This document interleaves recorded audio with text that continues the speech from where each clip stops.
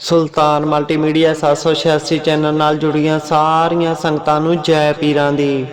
ਅੱਜ ਦੀ ਵੀਡੀਓ ਉਹਨਾਂ ਵਾਸਤੇ ਖਾਸ ਹੈ ਜਿਹੜੇ ਕਿ ਰੱਬ ਨੂੰ ਸੱਚਮੁੱਚ ਮਿਲਣਾ ਚਾਹੁੰਦੇ ਆ ਜਾਂ ਉਸ ਪਰਮਾਤਮਾ ਨੂੰ ਪਾਉਣਾ ਚਾਹੁੰਦੇ ਆ। ਸੋ ਹੱਥ ਜੋੜ ਕੇ ਬੇਨਤੀ ਹੈ, ਇਸ ਵੀਡੀਓ ਨੂੰ ਪੂਰਾ ਜ਼ਰੂਰ ਦੇਖਿਓ ਤੇ ਇਸ ਚੈਨਲ ਨੂੰ ਵੀ ਜ਼ਰੂਰ ਸਬਸਕ੍ਰਾਈਬ ਕਰਿਓ। ਪੀਰਾਂ ਦੀ ਪਿਆਰੀ ਸਾਧ ਸੰਗਤ ਜੀ, ਇਹ ਵੀਡੀਓ ਸਮਝਾਉਣ ਵਾਸਤੇ ਹੀ ਹੈ।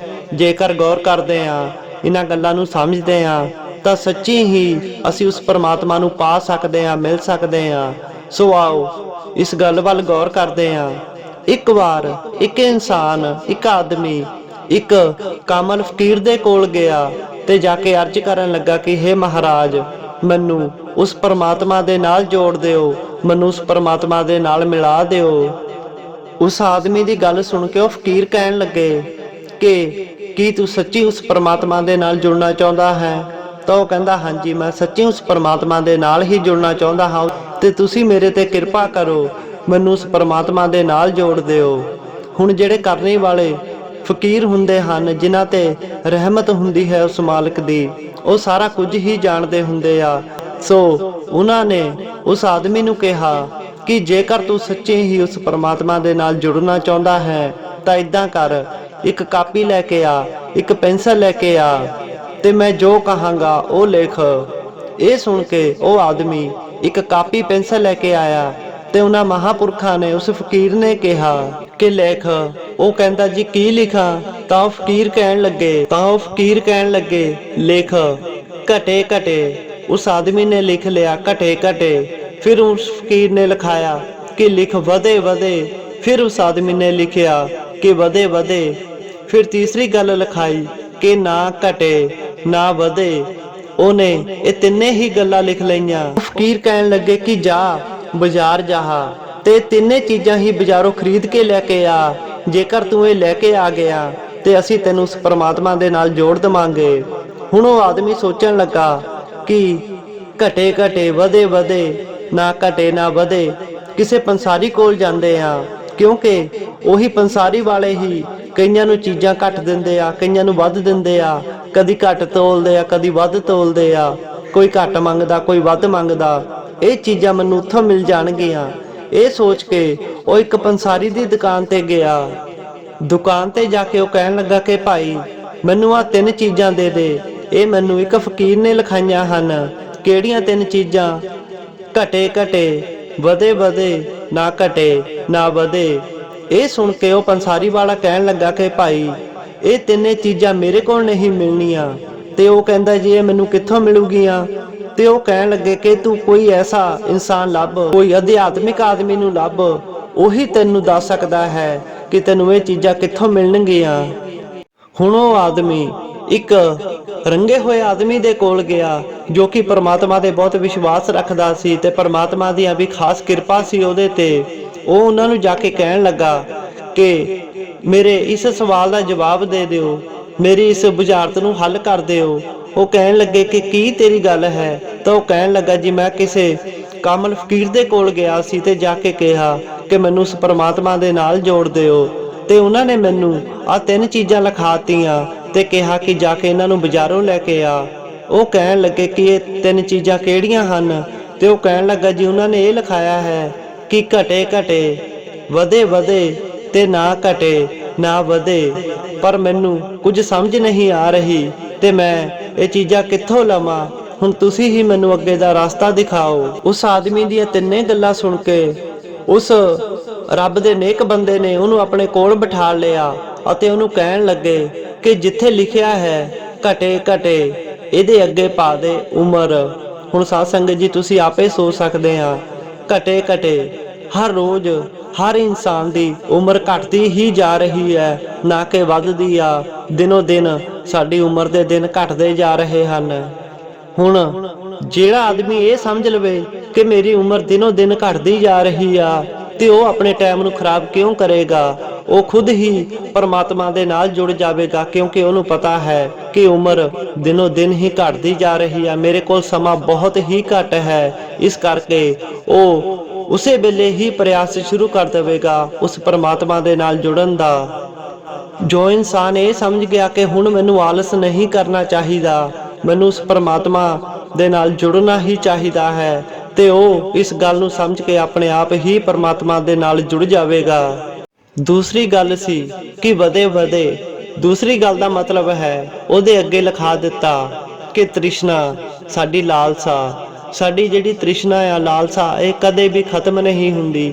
ਜਿਹਦੇ ਕੋਲ 100 ਆ ਉਹ ਕਹਿੰਦਾ 1000 ਹੋ ਜਾਵੇ, 1000 ਵਾਲਾ ਕਹਿੰਦਾ ਲੱਖ ਹੋ ਜਾਵੇ, ਲੱਖ ਵਾਲਾ ਕਹਿੰਦਾ ਹੈ ਕਰੋੜ ਹੋ ਜਾਵੇ, ਕਰੋੜ ਵਾਲਾ ਅਰਬ ਹੋ ਜਾਵੇ, ਅਰਬ ਵਾਲਾ ਬਈ ਟਿੱਕੇ ਨਹੀਂ ਬਹਿੰਦਾ ਆ, ਉਹ ਵੀ ਉਸ ਨੂੰ ਅੱਗੇ ਤੋਂ ਅੱਗੇ ਵਧਾਉਣਾ ਚਾਹੁੰਦਾ ਹੈ।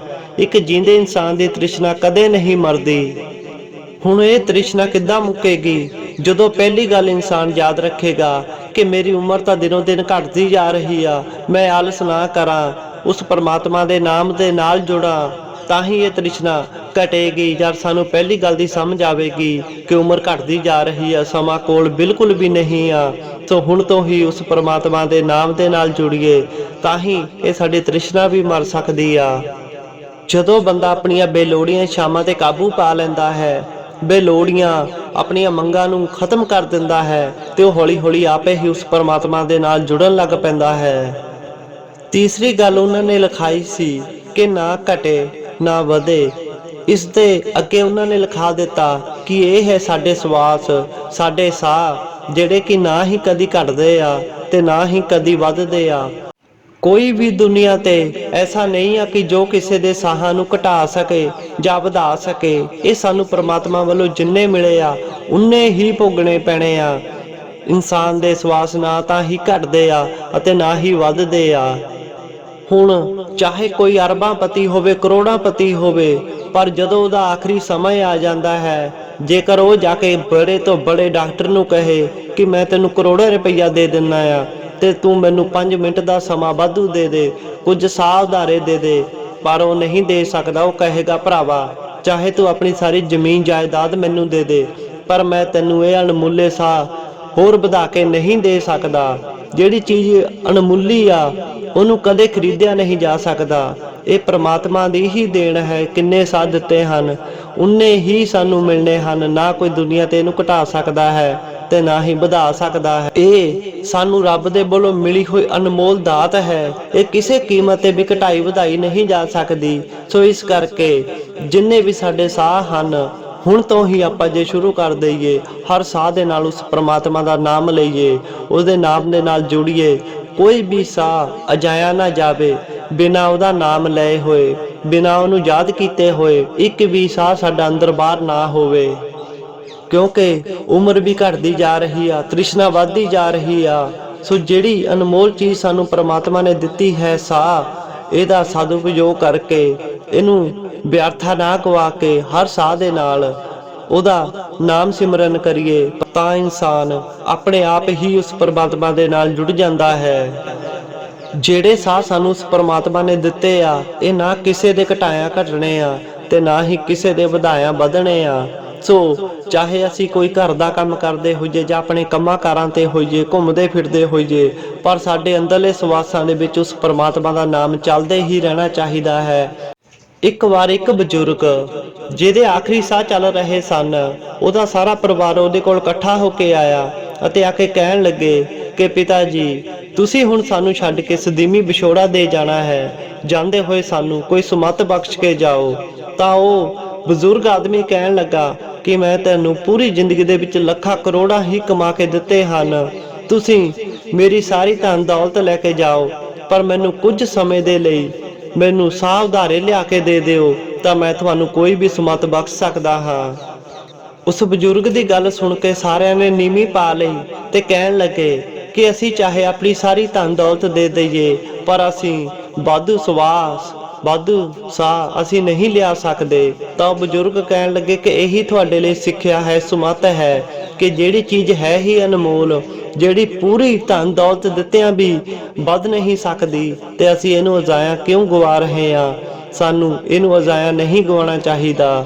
ਸੋ ਸਾਨੂੰ ਉਸ ਪਰਮਾਤਮਾ ਦੇ ਨਾਮ ਦੇ ਨਾਲ ਹੀ ਜੁੜਨਾ ਚਾਹੀਦਾ ਹੈ। ਸਦ ਕਰਮ ਕਰਨੇ ਚਾਹੀਦੇ ਹਨ, ਚੰਗੇ ਕਰਮ ਕਰਨੇ ਚਾਹੀਦੇ ਹਨ, ਤੇ ਕਦੀ ਕਿਸੇ ਦਾ ਬੁਰਾ ਨਹੀਂ ਕਰਨਾ ਚਾਹੀਦਾ ਹੈ। ਜਿੰਨਾ ਹੋ ਸਕੇ ਨਾਮ ਸਿਮਰਨ ਬੰਦਗੀ ਕਰਦੇ ਰਹਿਣਾ ਚਾਹੀਦਾ ਹੈ, ਤਾਂ ਇਨਸਾਨ ਆਪਣੇ ਆਪ ਹੀ ਉਸ ਪਰਮਾਤਮਾ ਦੇ ਨਾਲ ਜੁੜ ਜਾਂਦਾ ਹੈ। ਜੋ ਇਨਸਾਨ ਆਪਣੇ ਅੰਦਰੋਂ ਬੁਰਾਈਆਂ ਨੂੰ ਪਛਾਣ ਕੇ ਕਾਮ, ਕ੍ਰੋਧ, ਲੋਭ, ਮੋਹ, ਹੰਕਾਰ ਨੂੰ ਛੱਡ ਦਿੰਦਾ ਹੈ। ਦੂਸਰਿਆਂ ਦਾ ਬੁਰਾ ਕਰਨ ਬਾਰੇ ਛੱਡ ਦਿੰਦਾ ਹੈ, ਸੋਚਦਾ ਹੈ ਕਿ ਦੂਸਰਿਆਂ ਦਾ ਬੁਰਾ ਨਹੀਂ ਕਰਨਾ ਹੈ।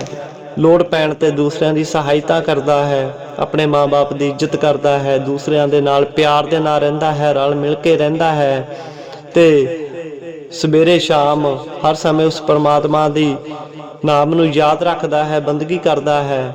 ਉਹ ਇਨਸਾਨ ਪਰਮਾਤਮਾ ਨੂੰ ਜ਼ਰੂਰ ਮਿਲ ਸਕਦਾ ਹੈ, ਉਹਦੇ ਨਾਲ ਜ਼ਰੂਰ ਜੁੜ ਸਕਦਾ ਹੈ।